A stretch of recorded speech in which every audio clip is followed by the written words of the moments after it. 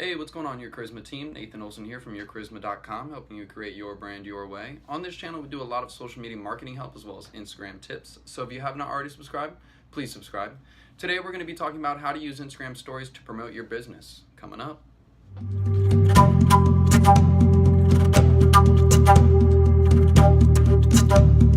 Audio Jungle.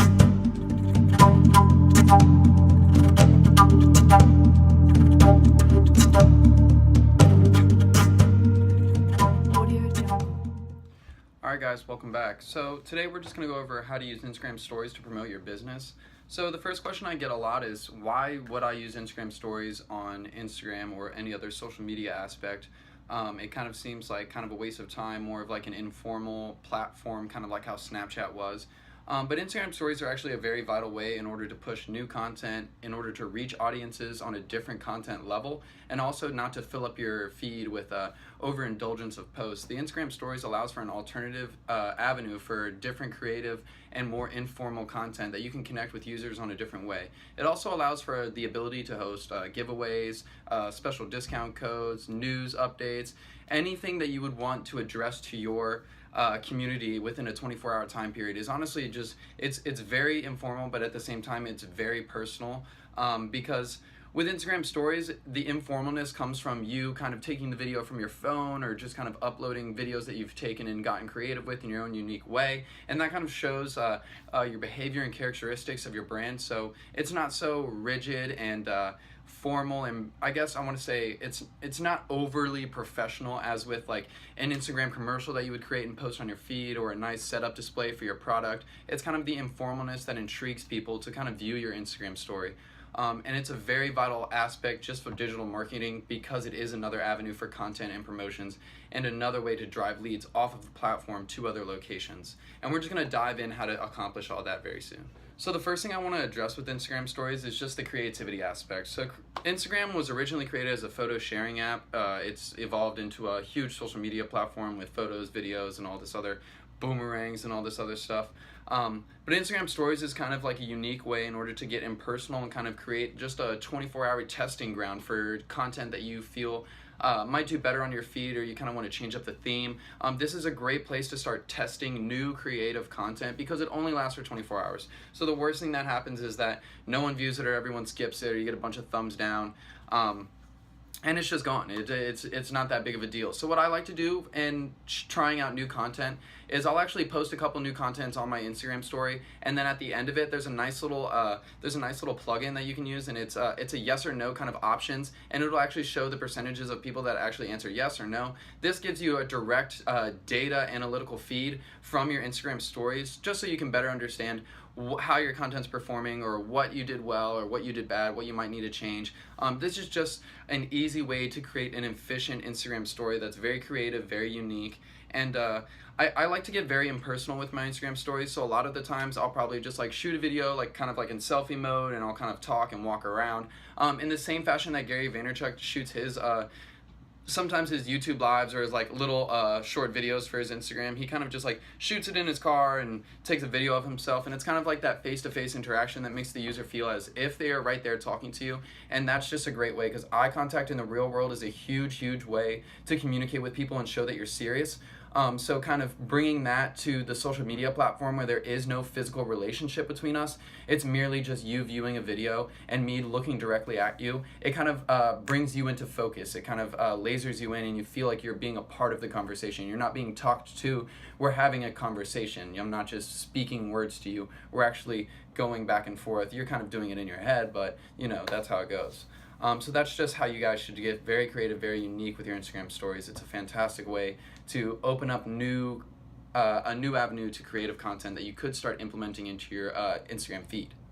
Another thing that kind of links back into the personalization of Instagram is a behind the scenes view. So this is going to be for businesses, corporations, or even like a personal brand. I know Russell Brunson does this a lot, and so does Gary Vaynerchuk. They're absolutely masters of kind of like video content, especially Gary Vaynerchuk. But what I really like about what they do is that they are always shooting behind the scenes footage. You are always seeing what their team is doing, what they're working on, who they're talking with, and it kind of gives you that kind of a look into the future of where these people are going, and you kind of you also create this personal connection, this emotional connection with the actual, I guess you would call them the videographer. You're actually you're learning about this person, you're seeing their behaviors, you're making the decision as a consumer, do I like this person, do I not like this person? Those two answers are very, very vastly different, and it could be a huge difference in profit margins for the videographer if a lot of people do not like them, they do not connect with them, because what comes with connection is trust, and trust is kind of something that is intangible, but it is so vital, and it's so large, and it's so hard to facilitate trust on the internet just because of the mental stigma that we have as individuals using the internet. There's no physical relation. You don't know who you're talking with on the other side of the screen, but video content and getting a behind the scenes look allows users who are not physically there to make mental connections and mental decisions on whether they like you, whether they can trust you, whether they believe what you're saying, whether they think that you're intelligent, or that you're giving them proper content and value. These are all things that people are making decisions with mentally in the matter of seconds, and just shooting those behind the scenes videos, giving people a look into your life and how you operate, how your business operates, who your team members are. It's very, very powerful, and it should not be I guess looked over. You shouldn't be like, I don't need to do that. Just take the time to shoot a couple videos like that. It's really easy, and there's always stuff that you could be shooting around the office. Just if people are like busy on a work or a project, you could just like take a quick video and say, hey, like look at the team, we're working on this new project, updates coming out soon, be ready. So that accomplishes three things. Tells the community that you're working really hard and that you're diligent. There's an update coming, and that they should be checking your profile consistently for new updates or new news on what this update may be released, when it's going to be released, what it entails, all these other stuff. It's the news that drives your community to constantly come back to your feed. So that's just a behind the scenes look idea for an Instagram story. One thing that's also very powerful is Instagram story links. So this is kind of an older feature that we've talked about before, but I just love it so much because it is so nice and so easy to drive traffic off of Instagram using this or using the bio links, right? Those are kind of like the two only ways now to kind of facilitate traffic off Instagram. So the point of a whole social media platform is to contain as much engagement and entertainment for the longest time possible. And so they kind of facilitate the amount of ways that they want you to be able to direct traffic off of that. But I think Instagram story links are probably the nicest and most easiest, most efficient way to get this done.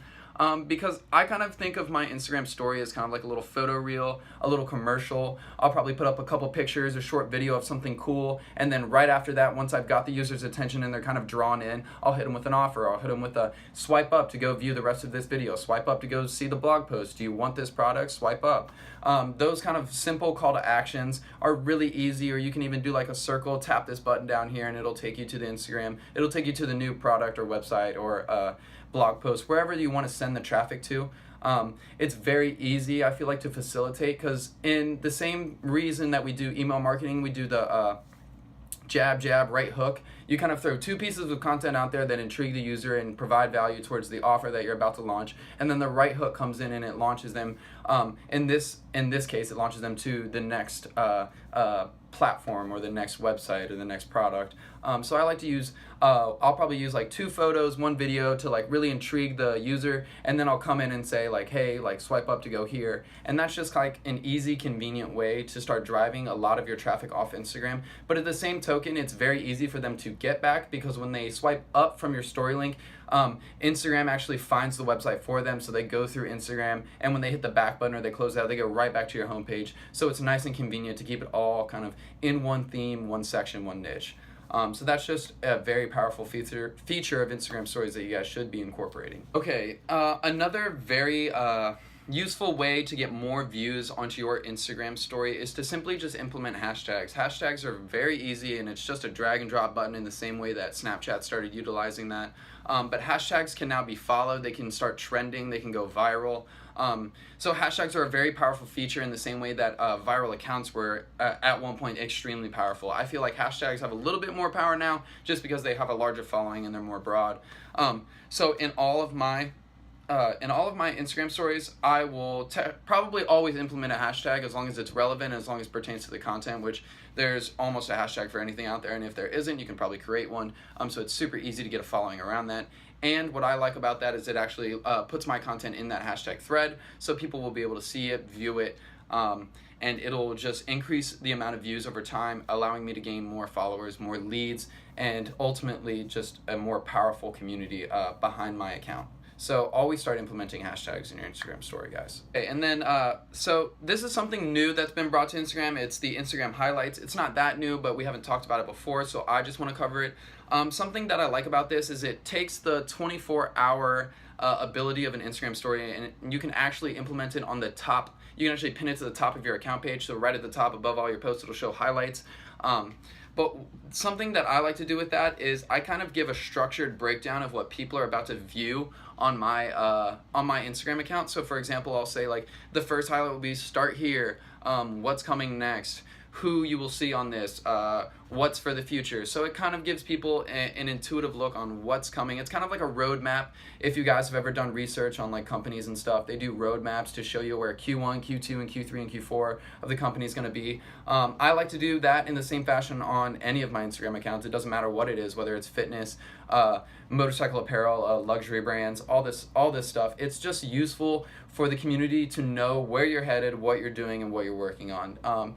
There's no trust behind an individual or a company if the community does not feel like they're working, especially if there's a lack of communication on what they're doing between, I guess, company and community. So when the community is asking for questions or looking for new content or seeing the news and there's nothing there, they kind of start to lose trust. They feel like maybe you're not there anymore, maybe you're not working as hard as you once were, and that's something that you don't want to do. You want to show that the community that you're diligent, hardworking, trustworthy, giving proper content on a timely manner, and you're always on schedule. So that's something that's just really helpful. Highlights are a unique and creative way to kind of get that job done, but there's also other things that you can use for highlights. For example, you could use it on a weekly basis, saying like these are my like weekly, I do it for like weekly meal preps, weekly juice diets, and other like kind of just like short-term content that I want to stay there for the week, just so people are constantly viewing it and they will be able to see it. It's just kind of useful and helpful to use those highlights to save specific Instagram stories to the top of your account, just because they are so powerful, and it's nice to have kind of those hidden posts, I would call them, at the top of your account feed just to draw in more users. Okay, one last thing, guys. We're just going to go over Instagram Live. For those that have not started incorporating this into either their video content or their Instagram content marketing at all, it's actually very, very powerful. It's kind of in the same fashion that we talked about behind the scenes looks or kind of getting to know the team. I feel that Instagram Live videos are kind of like the webinars that we used to watch for, I used to watch a lot of webinars for like mentors and stuff. I was very into webinars. I like visual content. It helps me learn. So that's why I prefer to use YouTube and other types of video search engines in order to learn and dissect information and get an analytical perspective. And that's what I feel can be accomplished through Instagram Lives. I have seen a lot of people start using them to take kind of silly long-term videos. Let's say I saw this guy at the gym just kind of taking an Instagram Live video, but it wasn't, he could have been doing a lot more with it. People don't want to just see you doing something on Instagram Live. Like, for example, just taking a video, I guess taking a video of a concert kind of makes sense because it's up on stage and that's all you're really doing at a concert other than dancing. However, I feel Instagram Live should be used as more of a content push, an information push, a value push. You want to be teaching people, you want to be speaking to them directly. It's a way for them to get instant replies because people can message directly on Instagram Live. So, and it also notifies them as soon as your video goes up, so it's easier to get more views and more people engaging on this video if you're providing proper, valuable content. Back to that guy who was kind of just working out in front of his phone, what he could have been doing is actually giving specific training lessons simply just over a phone. It's as easy as a physical webinar. Athlean on YouTube does it all the time. He makes amazing videos for fitness and everything and shows you a actual, what I like, he did a lot of physical therapy, so he does a scientific breakdown actually of the muscles that you're incorporating in your workout. So, and they're not very long, they're only 5-10 minutes, but if he shot those as live videos, you'd be able to see like an actual breakdown. You'd be like, hey, like what is this muscle called? what is activated when I do like a side playing. So those Q&As is the kind of the way I look at Instagram Live. So you can push new content, but you can also answer questions that the community has that they wouldn't normally be able to ask and get a timely response. So it's nice to show that you're active. It's nice to incorporate new types of content. And again, it's informal. So if you do mess up or stutter or you're a little camera shy, people are okay with that because they know it's live. But there's actually a lot of video editing apps where you can shoot a live video beforehand, edit it, and then actually upload it as a live video where it'll replay. I haven't looked into that too much just because I haven't really done too many live videos. I'm just now stepping into it. But I am going to do some research, and I'll link up some stuff for you guys so you guys can actually use those apps too, because it is nice when you have a nice, clean, edited video. It just makes it a little bit more easier for the audience to kind of engage with it and understand what you're talking about, as opposed to kind of having crossing ideas or kind of messing up words here and there. But that's going to wrap up this video, guys. I hope you enjoyed it. I hope you learned a lot. Again, my name is Nathan Olson. If you guys have not already subscribed to the Your Charisma channel, please hit that subscribe button and stay tuned for the next video.